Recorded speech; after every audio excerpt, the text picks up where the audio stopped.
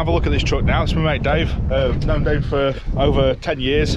Used to run all the green laning on the Land Rover club that I was in. So I've got a wealth of overlanding experience, green lane experience, things like that. He's been all over the world in his Land Rovers, and now he's stepping it up a bit, and he's moved over to a full-size truck now. And you're living in this full time at the minute. Yeah, living it full time now. I'm hoping it's a change of lifestyle for me and Helen. So we're selling up the houses and moving to a pay-as-you-go lifestyle.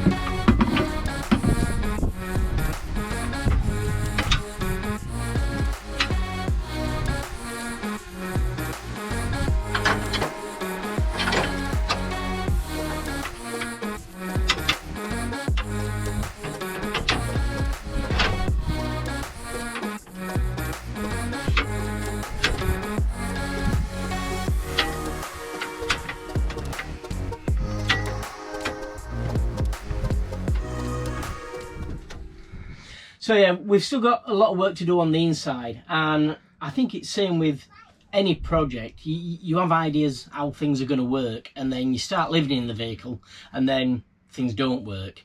So we're probably about 90% here on the inside, and just like the kitchen, for example, we're well happy with the layout, but because it's been altered 2 or 3 times, I really now need to like take the kitchen units out and then refit them.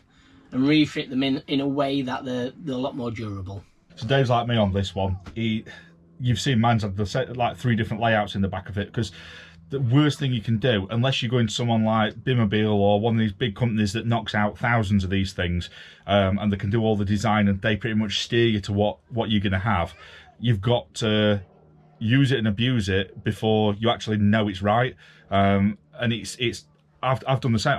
I walked in here today, yesterday, and straight away I was gonna have my door in the same place, but I was gonna have my chairs in a totally different layout. I was gonna have my tank in a different place, and after sitting here and looking around it, it's like, right, plans changed.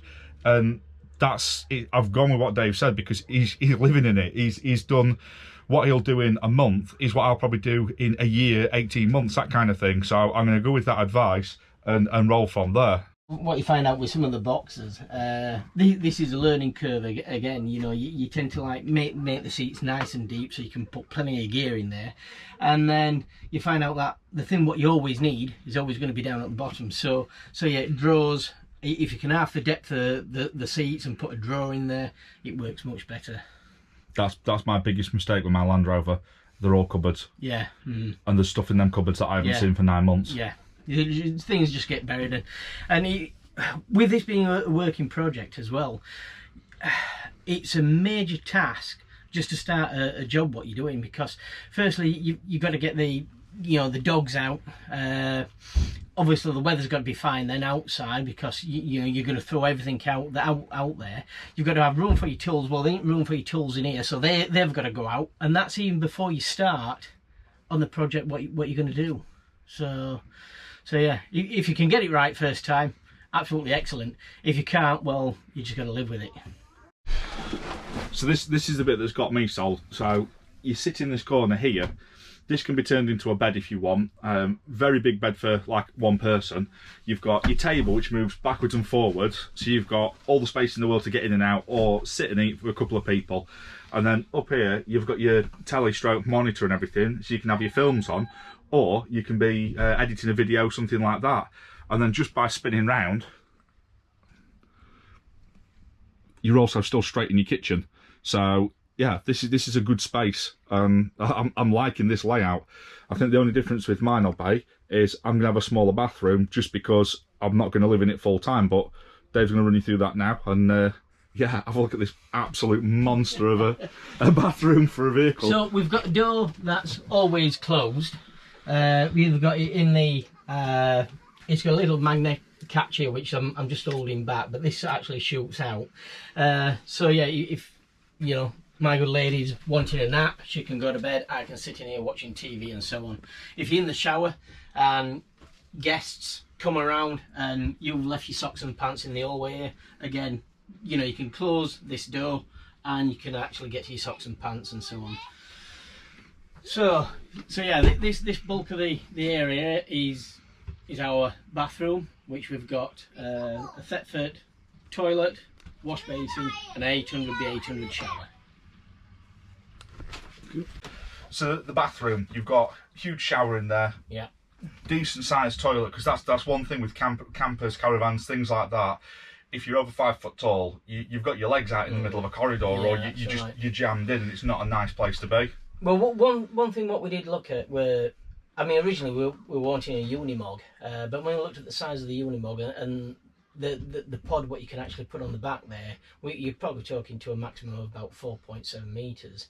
And when we did the layout of this floor, it actually came out to about 5.6 meters. So the unimog weren't no good for us. So we did start looking at larger vehicles, hence ended up with the Mercedes 1222. So when we look at the layout in this, we wanted a full-time dining area, full-time kitchen, full-time bathroom, and a full-time double bed.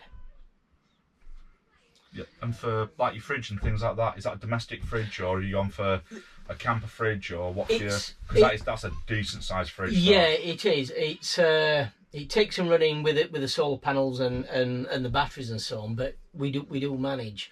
It's I think they call it a Frigo. I think they call it. I think it's an Italian brand.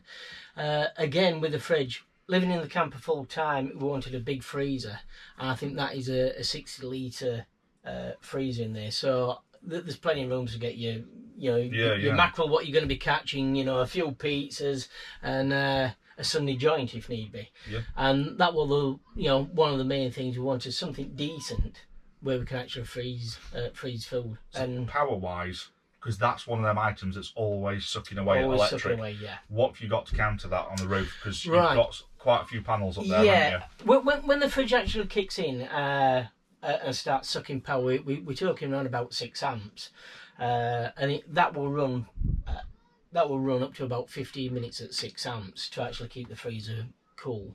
So up on the roof, currently at the moment, I've got 480 watt of solar panels.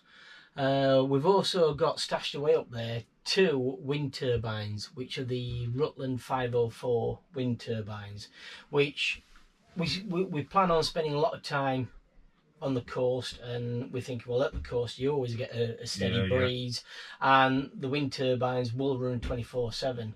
So yeah, the wind turbines, like I said, the Rutland 504, and I think at 15 mile an hour wind, I think they'll charge at just over 2 amps each. So on your batteries and stuff then, how many batteries you got, what batteries you got, and what voltage you're running? Because there's a toss-up between whether you have your box 24 or 12. I went with 12 volt. I think you get more ampage for your money doing it that way. So I've got 6 auxiliary batteries in there. They're a Bison battery, and they are 105 amp apiece. So I've got 630 amp at 12 volt basically. Yep.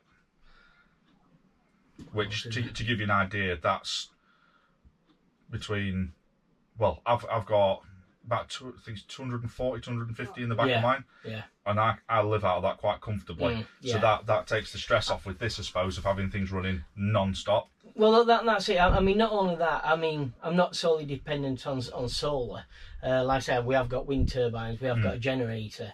Yeah, for heating, you know, we've got the Herbispatcher as well. So I'm trying to cover all bases that if we need something, we've got an alternative. So if the generator goes down and it's middle of winter, well, we could put the LPG on. Yep. You know, I'm fond of that because a lot of trucks now, they're going all electric. Yes, yeah. Or it's diesel cooktops and I like to have the options. Yeah. Because you've always got that fail safe. And I know you're doubling up on stuff, but like you say, you're building the thing to go remote. Yeah, so I don't see why you'd have one option. No. I mean, even if we do stop on a campsite and we're paying for electric, I mean, I work away in the vehicle, so, you know, sometimes it's much easier and much more secure to stop on a campsite. You've got everything there, what you want, water, electric, and it's on tap. So even with the cooker, you know, we've gone for induction / LPG cooker. So you've got the choice, you know, and why use LPG if you're paying for electric. Yeah. So what we've got here, this is for your mains, this is for your 12 volt, 2 separate systems, keeps everything separate. And what have you got here? Is this your solar controller inverter, is it? No, this is the what do you call it? Inverter. Yeah. It's a 3000 watt inverter. The solar charger is actually underneath the bed. So I've got 2 charging units. One is a split charging from the truck batteries. So when I'm driving, that's topping up the batteries. So if you got a 24 volt to 12 volt charger. Yeah, charger. And then the other one converts solar and wind turbine. Right, cool. So underneath the bed here then, the bed does actually hinge up, so we've got quite a lot of storage underneath here, but actually this is the main body of the vehicle or the pod. We've got 2 fresh water tanks, 200 litres apiece, so there's a total of 400 litres, and then across the back here is the auxiliary batteries, and that's where the bank of the 6 batteries are. So quite a lot of storage. Cupboards around the top, as you can see, got a nice big skylight, and then here we've got a blanket box where at the moment we seem to be collecting a lot of food and beer in there at the moment. I don't know whether it's something to do with lockdown, that I don't know. So yeah, there's quite a lot of storage. We've got another secondary TV.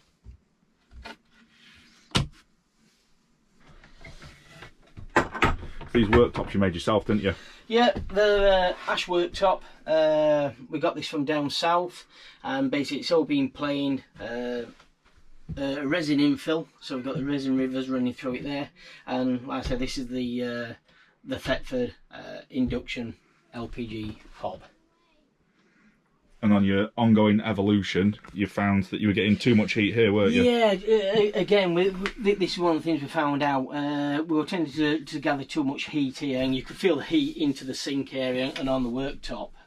So, again, one of the mods we've done is just drop this by about 70 mil, just to give enough gap here. So, yes, I've got to nip down to the fabricators again and get some mesh in here just to cover that in, but that's part and parcel of the job. So you've got satellite TV, and you've got. I'm catching you while you're busy now. Yeah. And you've got Wi-Fi as well, haven't you? Yeah, we've got a 4G router, which is the router's better than the MiFi little boxes. The routers are designed for remote areas, so without plugging all on with, it is working really well, and you know we get internet TV as well, so I mean that's really good. So the satellite, the Snipe 2. Is a GPS unit as well, so it actually works out where you are on the planet and then aligns to whatever satellite you actually want. I think there's 9 satellites pre-programmed, but then there's up to about 3,000 satellites where you can program yourself as well. So yeah, EB was a German fire support vehicle. We imported her in from Germany in 2015 and started the work in 2016. So she wasn't a fire engine as such carrying the water, but she carried all the cutting, lifting, winching equipment. 22,000 miles when we bought it from Germany. What would you say about the process for actually getting one of these in the country? Because in the UK we don't tend to have masses of 4x4 trucks to choose from other than military or maybe a gritter or something. Yeah, we did look at the military vehicles, not far from here there's Jackson's, but I mean the condition of the vehicles were very poor, and with high mileage on. I mean some were 80,000 miles, which I know is very little for a truck like this, but for what we paid for this, were less than half price of the military vehicles, and it only had 22,000 miles, so it will win-win-win. It's a fire engine, it's been kept indoors, probably washed 2 or 3 times a week, low mileage like I've said, and it's just a great vehicle. You've still got the 4-wheel drive capabilities, locking central diff, locking rear diff, so everything's there what you need. It's been well maintained as well. So she's a Mercedes 6-litre V6. One of the common questions we get asked all the time is like, oh, you know, what's it like on diesel and so on. 10 miles to the gallon, which, like I said before, it's acceptable in a vehicle like this. And on a run, I mean, for about £100 in diesel, you're covering probably 220, 230 miles on a run. So, you know, from Yorkshire we can get down, you know, down near the southwest and so on. So yeah. When you look at things what you're saving on, you know, you're not paying your council tax and you know, TV licenses and water rates and things like that, so you are win-win-win all the time if you can be mobile and living this full time. So what electrical upgrades have you done to the cab then? Because this is going to be a very, very specifically wired vehicle, isn't it? Yeah, I mean there was a lot of electrics on the vehicle, with it being the utility vehicle. A lot of that has been stripped back, but I mean, after saying that, I mean the condition of the wiring were absolutely fabulous. So we've just taken out 1 or 2 relays, step downs, things what we didn't need, and upgraded them because we were wanting more power outlets in the cab here. Firstly, I mean, we've got the Garmin sat nav, which is like the HGV type, so you can put in the length and height of the vehicle. I needed a wide angle camera as well. This only had a, you know, like the reversing camera, which were poor quality, so I've upgraded to a Durite one, and to be quite honest with you, that works absolutely fantastic. It's just a switch over and you can go from the rear to the side, and the side view is literally 90 degrees or directly down the side of the vehicle, so that works really well. We wanted more power points as well for running auxiliary items like charging mobile phones, cameras and things like that. We even got the laptop here, so I can charge that while I'm driving.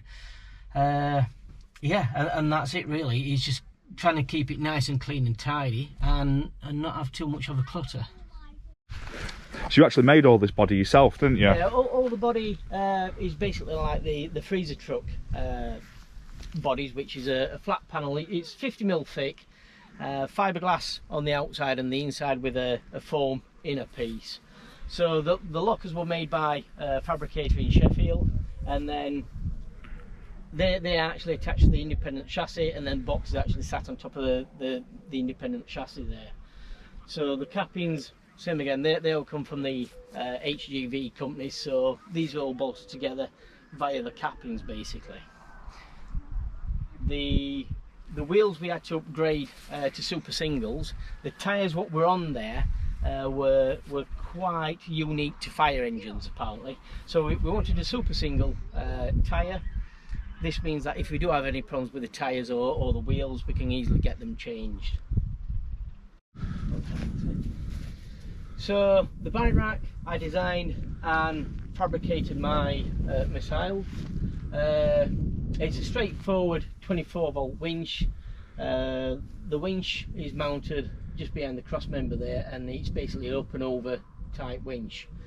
I had major problems trying to get companies to make this for me. The smaller companies were quite scared in, you know, what happens if the bike falls off, and then the larger companies were interested, but then they were wanting like 25 or 50 of them making.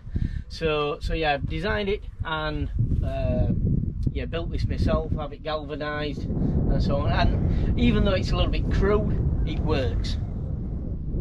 So there you go, that's a walk round of this truck now. So have a look below in the description, there's a link to Dave's channel. He's just starting out on YouTube, and really appreciate it, because it's really hard when you get started to get that momentum going, because your channel's small, so you don't get the views, so you don't get the the people coming out, it's a never-ending spiral. So yeah, you've got his information here. There's his YouTube, his Instagram, and what I'll do is I'll link you to the YouTube, like I say, below, and you can find the Instagram and everything off of his things. Have a look through his videos. He's done no end of helpful bits and pieces, like how he's approached different issues and things. So yeah, and if you want to see any more of the vehicle, this is just a quick run through. So go over to his, have a look, and there'll be more on there. So see you then.